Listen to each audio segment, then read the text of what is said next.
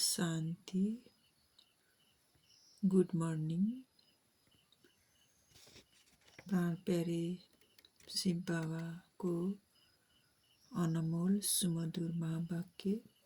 आज मिति 2083 साल जेठ 7 गते बिहिबार, तदनुसार 21/5/2026।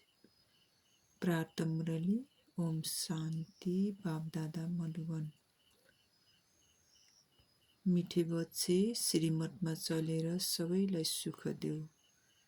आसुरी मतमा दुःख दिँदै आयो, अब सुख देऊ, सुख ल्याऊ। ओम शान्ति। हजुरहरू सम्पूर्णको दिन शुभ रहोस्, मङ्गलमय बनोस्। ओम शान्ति।